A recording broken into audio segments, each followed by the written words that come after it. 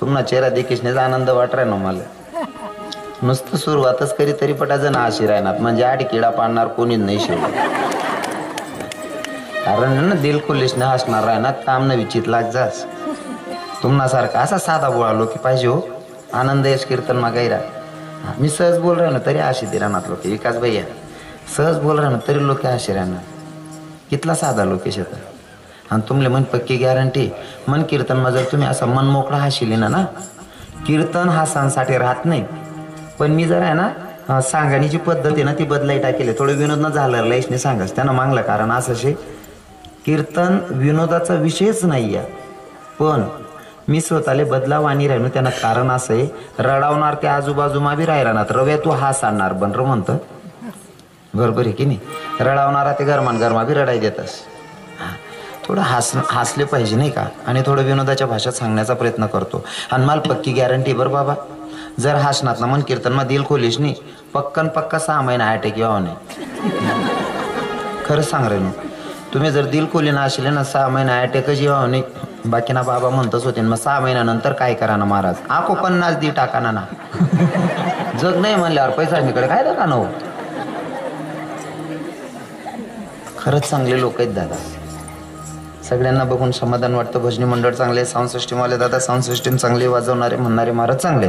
तुम्ही ऐकणारे श्रोते सुद्धा चांगलेत आता बघूयात कीर्तनकार काय बोंब पाडताय ते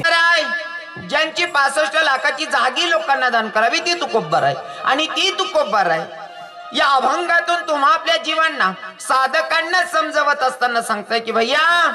जर भगवंताला शरण जायचं असेल तर अशा देवाला शरण जायचं की तो भगवंत भक्ताच्यासाठी किती खालच्या लेवलचं काम करायला तयार असेल अशा देवाला शरण जायला तुकोबर आहे सांगतात साधकांचा क्वेश्चन आहे तुकोबर आहे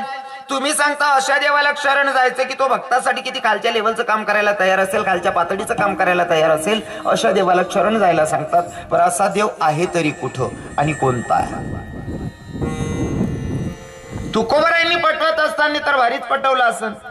कारण तुकोबरायांची उंची आपण गाठू शकत नाही तुकोबरायांची लेवल मोठी आहे आपण तुकोबरायांच्या पायाची धूळ सुद्धा बनवू शकत नाही पण मी उगा प्रयत्न करेल साध्या सोप्या भाषेत चिंतन मांडण्याचा अशा देवाला शरण जायला सांगतायत की तो जो भगवंत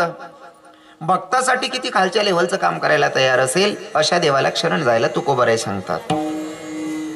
पहिलं एक्झाम्पल सांगेल उदाहरण सांगेल माझा भगवंत कधी जातपात बघत आणि जातपात बघून परमार्थ करत असतील तर ते परमार्थाच्या लेवलचेच नाहीत कारण वारकरी संप्रदाय जातीपातीला अजिबात महत्व देत नाही अजिबात व्हॅल्यू देत नाही कारण जातीपातीला जर व्हॅल्यू दिलं असतं तर माझ्या तुकोबरायांनी असं सांगितलं नसतं सकळांशी येते आहे अधिकार कलियुगी उद्धार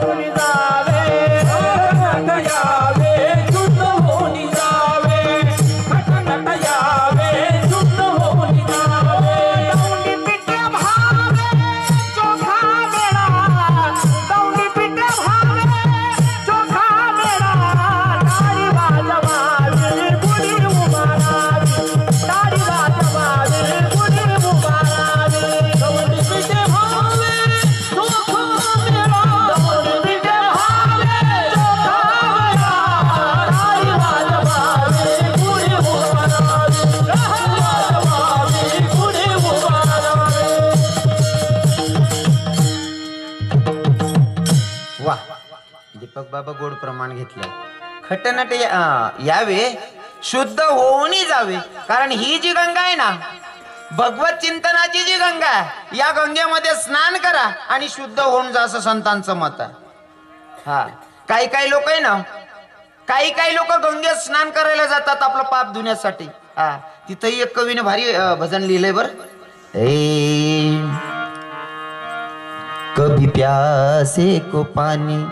पिलाया नहीं बाद अमृत पिलाने से क्या फायदा कभी प्यासे को पानी पिलाया नहीं, बाद अमृत पिलाने से क्या फायदा। कभी प्यासे को पानी पिलाया नहीं, बाद अमृत पिलाने से क्या फायदा। कभी प्यासे को पानी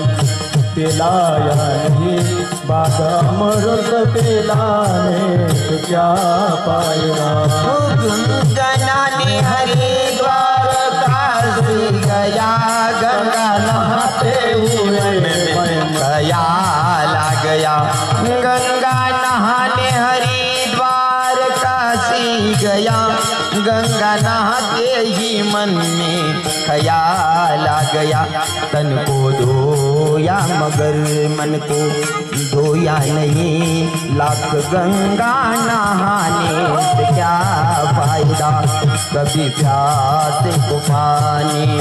पिलाया नहीं, फिर अमृत पिलाने से क्या फायदा। कभी प्यासे को पानी पिलाया नहीं, बाद अमृत पिलाने से क्या फायदा। कभी प्यासे को पानी पिलाया नहीं, बाद अमृत पिलाने से क्या फायदा। काही लोकांची मानसिकता असते गंगेत स्नान केल्याच्या नंतर आपलं पाप धुतलं जातं। दादा, गंगेमध्ये स्नान केल्याच्या नंतर तन धुतलं जातं आणि धुवायचंय आपल्याला मन। आणि मन जर धुवायचं असेल तर ते फक्त ही ज्ञान गंगा आहे की इथं मन सुद्धा स्वच्छ होतं। आणि इथं येऊन सर्वांना सांगतायत माझे चोक्का मेळा, इथं येऊन तुम्ही जर का क्लिअर व्हायचं असेल ना, हे एक असं मशीन आहे, या असं मशीन आहे, याना मा टाका का मस्त कपडा धुयचोय पाक निघतस हाय मशीन मा। तसा बाकी ना मशने वायबारच होई जाय असे तो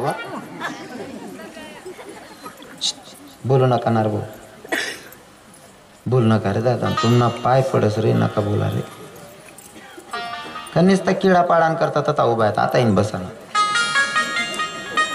बोलू नका। मग कसं आहे ना, तुम्ही काय माझे दुश्मन नाही, मी तुम्हाला दुखवेल तर बरोबर आहे की नाही, पण कीर्तनाचे नियम असतात। तुम्ही बोलणार तरी बी मना ठरेल मी लईच जसू, पण विषय असा आहे कीर्तनाचे नियम असतात। कीर्तनी बडबड करेल जो कोणी बेडूक होऊन येईल जन्म, कीर्तनात बडबड केला ना बेडकाचा जन्म भेटतो। हा, आणि पुढे जाऊन महाराज सांगतात, तंबाखू ओढून काढेल जो दूर, बुडेल ते घर तेने पापे। म्हणून आहे ना कीर्तनात 2 तास कोणी कोणाशी बोलायचं नाही। नंतर आपण तुम्ही 2 तास नंतर तुम्हाला चालू कर देवा ना FM,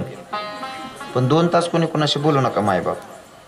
काय सांगत होतो मी, स्नान करत असताना गंगेत जर स्नान केल्याच्या नंतर आपलं तन धुतलं जातं, मन नाही धुतलं जात। आणि काही लोकांची मानसिकता आहे, जर त्यासने मानसिकता तशी असेल तर त्यासनं हा महागाल देस मी चला भाऊ गंगामा स्नान करा, नंतर आपलं पाप धुवायचं। तुमले मान्य आहे का?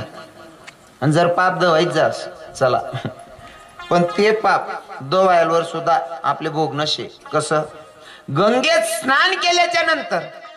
आपलं पाप धुतलं जातं, ओ धुतलं जातं, पण पुन्हा बाष्पीभवनाद्वारे त्या कशात जातं? गंगा मानो पाणी, समुद्र मानो पाणी, आखो वर जास आणि ज्या अंगदो येलेत ना बरोबर त्यांना दाबावर पडसते। म्हणजे पाप कधी आपली साथ सोडत नाही। फक्त एकमेव ठिकाण आहे इथं हरिभजन, की इथं पापाचा नाश होतो, पण इथं आलं पाहिजे विठ्ठल।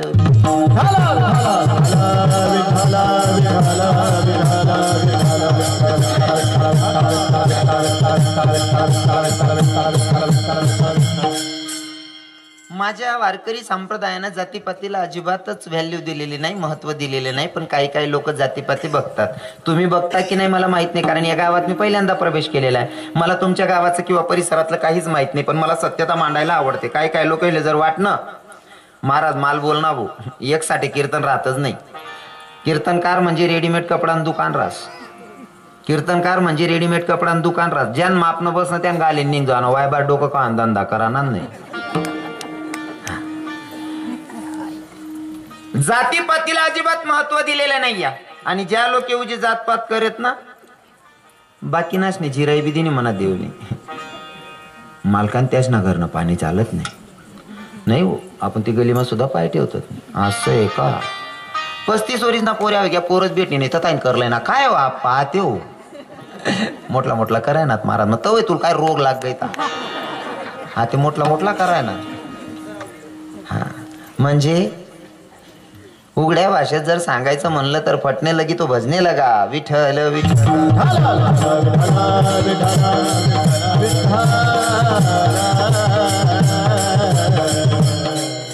माझा भगवंत भक्ताची भक्ती पाहतो जातपात बघत नाही तो त्याचं अंतकरण पाहतो आणि मग भगवंत जात वीत गोत कुलशील मात भजका त्वरित भावना युक्त तुमचं अंतकरण भगवंत पाहतो आणि अशा अंतकरणाच्या भक्तासाठी भगवंत किती खालच्या लेवलचं काम करतो लक्षपूर्वक ऐका महार समाजामध्ये संत जन्माला आले त्यांचं नाव होतं चोखा मेळा महार समाजामध्ये संत जन्माला आले त्यांचं नाव होतं चोखा मेळा भक्ताच्या साठी भगवंत किती खालच्या लेवलचं काम करतो महाराज गुरढोरं ओढायचं काम चोखा मेळा करे लावलेलं पण प्रसंग असा आला पाऊस इतका जोराचा झाला बरीच गुरढोरी मेल्याच्या नंतर चोखा मेळा आणि त्यांची पत्नी चोखा मेळ्याच्या बायकोचं नाव काय होतं महाराज मंडळी कोणी बोलू नका महिले मात्र तुम्ही सांगा बरं माया चोखा मेळ्याच्या बायकोचं नाव काय होतं बहिणी कोण जाण आणि आमले माहिती राहतात तुला कसाल बोलावतो ते बी कर ना मग पर कमीत कमी संत आणि संतांचे पत्न्या तरी माहिती पाहिजे बायका तरी माहिती पाहिजे बरोबर आहे की नाही हो आपण हिंदू धर्मात जन्माला आलो थोडं मटेरियल प्रत्येक पण पाहिजे हो चोखा मेळ्याच्या बायकोचं नाव होतं सोयराबाई दोघं नवरा बायको ढोरं ओढत होती माझ्या जगाच्या मालकाला वाटलं चोखा मेळ्याच्या हातातून रक्त वाहत होतं स्वतः जगाचा मालक ते काम करायला लागला न लाजता भक्ताचं काम करत होता हा अजून सांगू का चोखा मेळ्याच्या बायकोला दिवस आहे भक्ताच्या बायकोला दिवस आहे आणि चोखा मेळ्याला वाटलं की मला आता वारीला जावं लागतं पत्नीला सांगितलं ऐक ना मला वारीला जावं वाटायलं ग पत्नीनं सांगितलं स्वामी जाताय ना तुम्ही वारीला नक्कीच जा पर ऐका ना रस्त्यावर तुमच्या बहिणीचं गाव लागन तुमच्या बहिणीला सांगा आणि महाकडे पाठवा कारण दिवस भरते येतं माझे जवळ कोणीतरी असलं पाहिजे तुम्ही होतात तुम्ही पण चाललात तुम्ही जातात म्हणल्यावर माझ्या जवळ कोणीतरी असलं पाहिजे तुमच्या बहिणीला तरी माझ्याकडे पाठवा म्हणले हरकत नाही मला जाऊ दे चोखा मेळा वारीला निघाले हा बायकोले दिवस होतात बरं बहिणी हो दिवस भरता होतात